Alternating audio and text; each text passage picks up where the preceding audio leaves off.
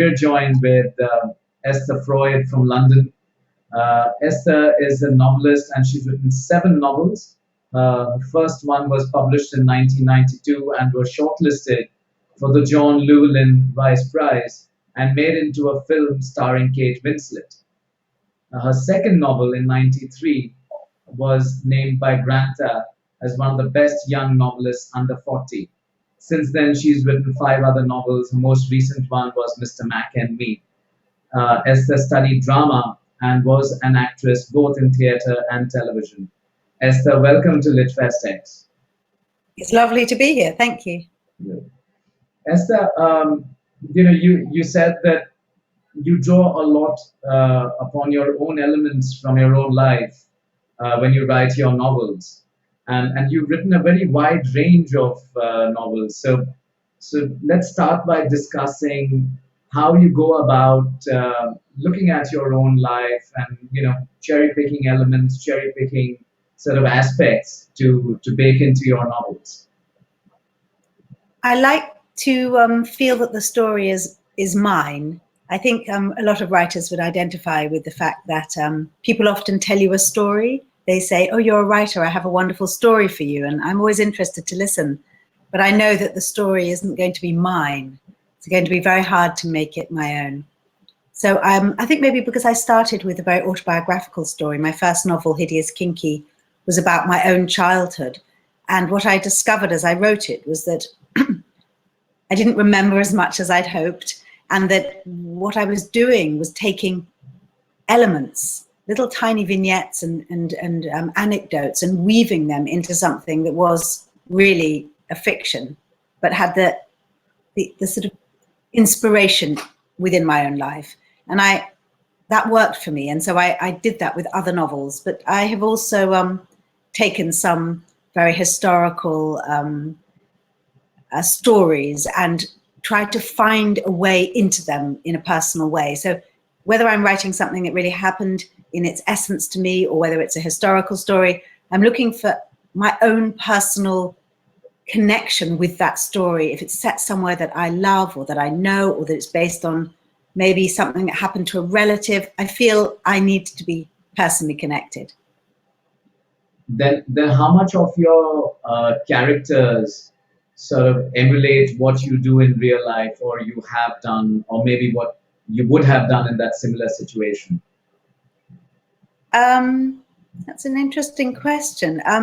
I know that because I live in a world surrounded by creative people, I often really struggle to give my characters meaningful jobs that aren't poet, writer. I think, what do they do?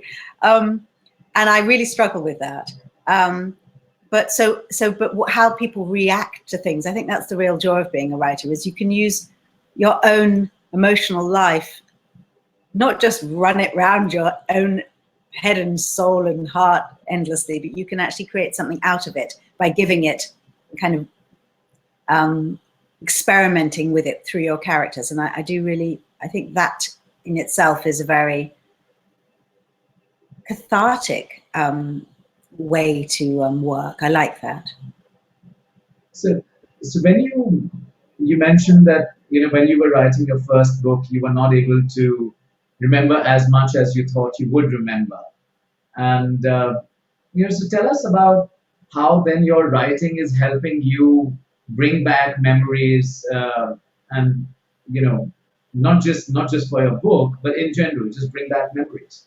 Well, in a strange way, I didn't remember as much as I hoped, i.e. I didn't remember enough to make a whole novel without having to really work hard in my imagination. But I did also remember a lot more than I expected, sometimes just by staring.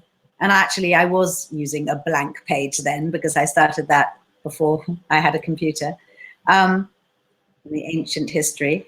It's an incredible thing to concentrate so deeply on period of your past that you remember things you never thought you'd remember, you didn't know were in your head.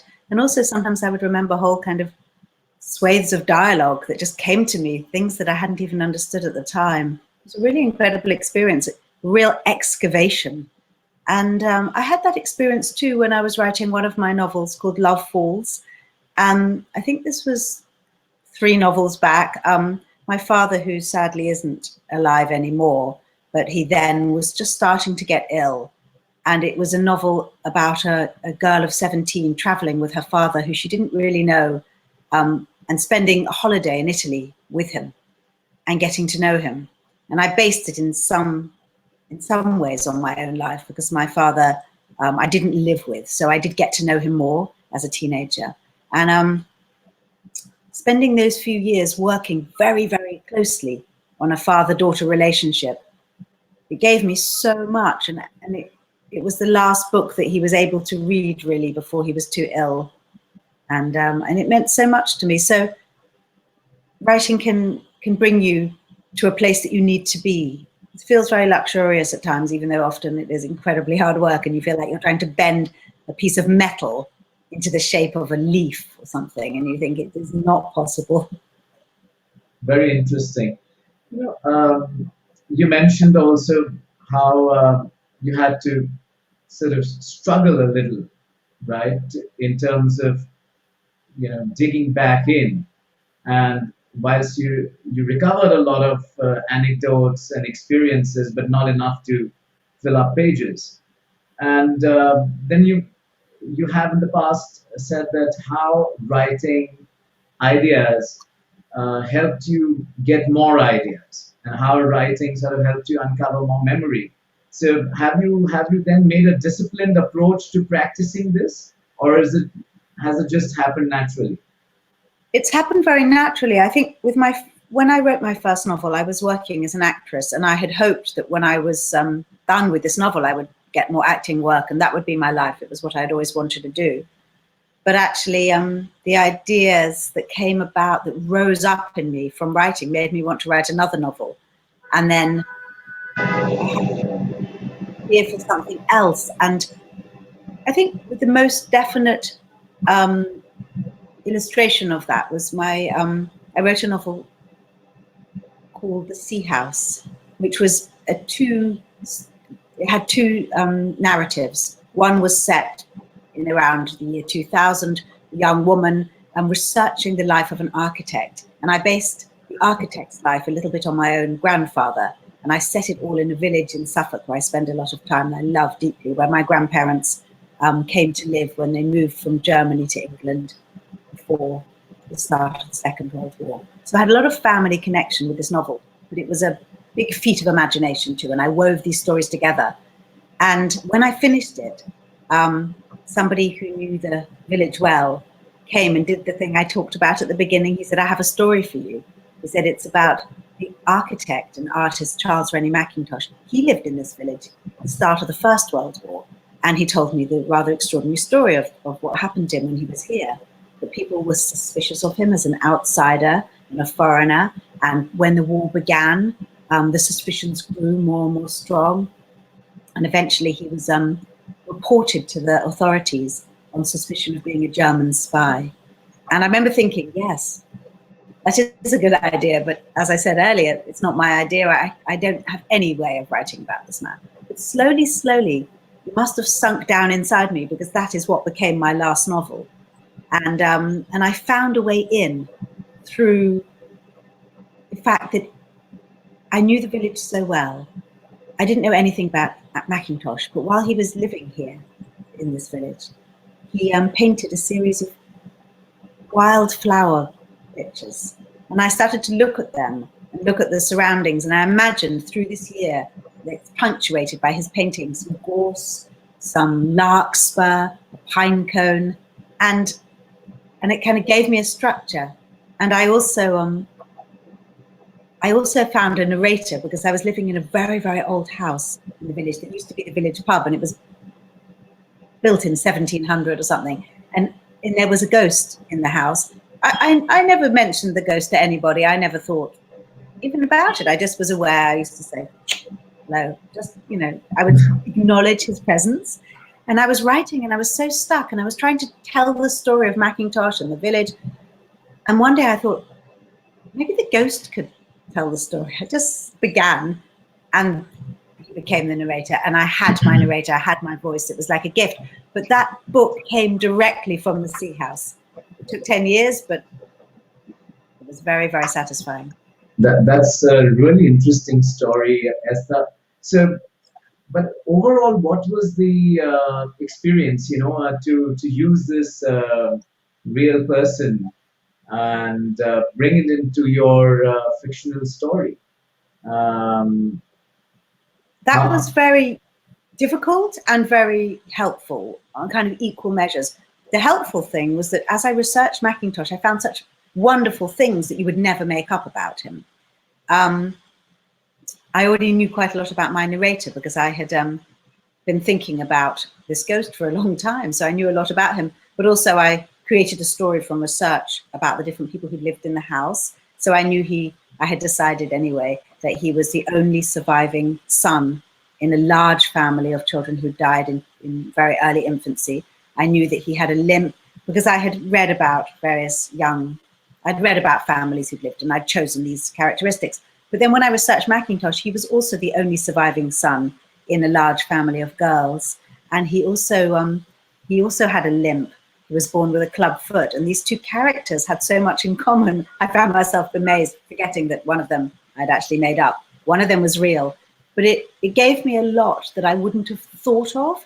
What was difficult was that there are people out there who are huge admirers of Charles Rennie Mackintosh, and every single thing that I wrote about him had to be accurate.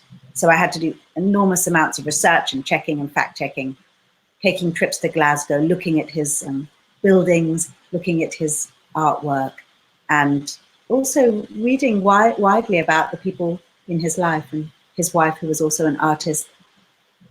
I kind of resisted so much fact and research, but it actually gave me so much, and I was grateful for it.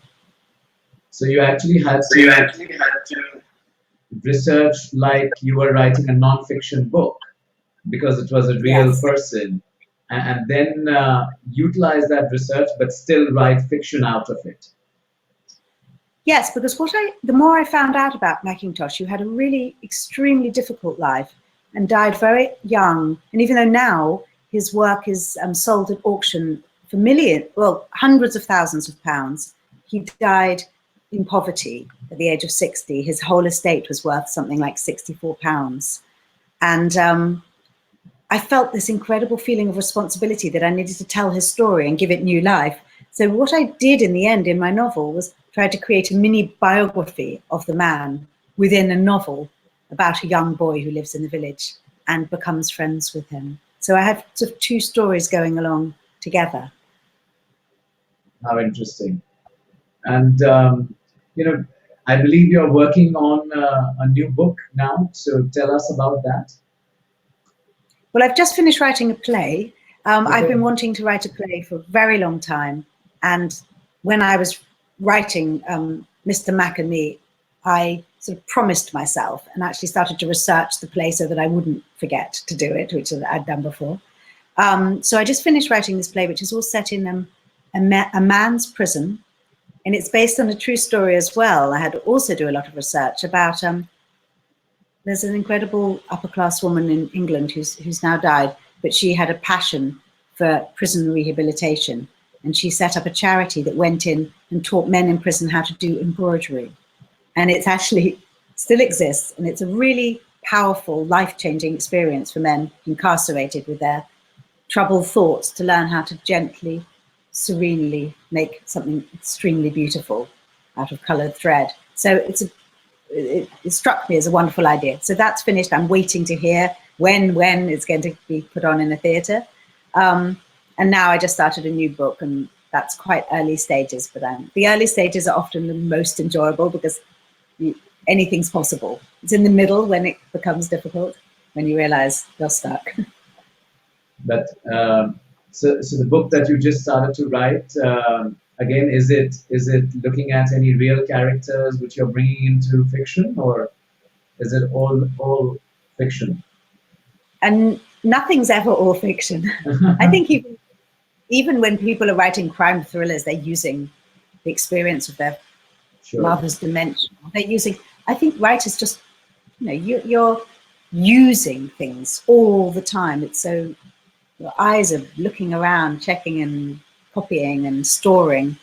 So I wanted to write a story, I wanted to write something about love. I have written 8 books and a play, and none of them have really been about love. They've been about belonging and friendship, and love has come into it. But this is something, to my amazement, I discovered I suddenly really had a desire to write about.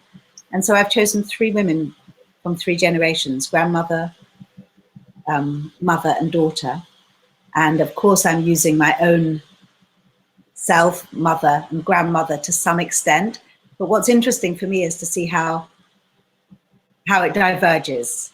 Because actually, of course, people's own lives are never quite enough, as I discovered with the first one, for a novel. You have to create something elemental and dramatic for the narrative at the very core. So I'm using elements and I'm creating elements. That's very interesting. Esther, we've realized that a lot of our viewers who will really enjoy taking a peek into the environment of their favorite authors. So, and I see a lovely sort of view behind you. Why don't you give us like a quick peek on where you are and tell us a little about it? Can you see? I'm just having a quick look. Okay. I am in the country, in the village where I set The Sea House and Mr. Mac and Me, my last book and my 5th book, I think. And it's a place I love. It's a beautiful village by the sea in Suffolk in the east of England. I've already been for a swim in the sea this morning, as I start every day here. And then I try and write. I like to write in the mornings. If I haven't started by late morning, I'm never going to start. Morning is the time when I have energy, and it's about your mood. It's finding, I often say this when I'm teaching, find the time when you have the best morale. And if you can write then, if it's midnight, if it's 6 in the morning, if it's the afternoon. For me, I have no morale in the afternoon. In the afternoon, I don't really believe in anything. In the morning, I'm full of optimism. I've got to write then. And so that's what I do. Great. It's amazing what you said, that you have to find the time when you have the most morale, because not everyone, I think, is as self-aware to realize that there are only certain times in the day when you are at your peak, where you're at your best in terms of thinking and getting things done. But you have put it very simply, but it's a very profound message, which I think viewers can take back and not just apply to their writing, but anything they do in life. Certainly for me, I will apply it. What's your best time? Well, it's early morning for me. Yes. I mean, some writers write solidly for several days and then don't write for 2 weeks. Everyone has their own rhythm. For me, I need my momentum. I need to write for a few hours every day. If I write for a whole day, I spend the next few days untangling it and I haven't really made progress. But each person has their different way of doing it. Sure. Well, I don't write at all. When I said my best time is in the morning, that's when I sort of try and get things done. Yeah. I used to waste that best time on tidying the house, but I realized, you know what, you don't need good morale to tidy the house. I could write and then tidy the house. So that was a big life moment for me in my writing. Very interesting. Well, I'll bring the session to an end now, Esther, but thank you so much for joining us, and some very candid and interesting thoughts from you. And wish your play all the best, and do let us know when it's out in the theaters, and we'll certainly let your fans and others know. And good luck with the new book. Thank you. It's been a pleasure.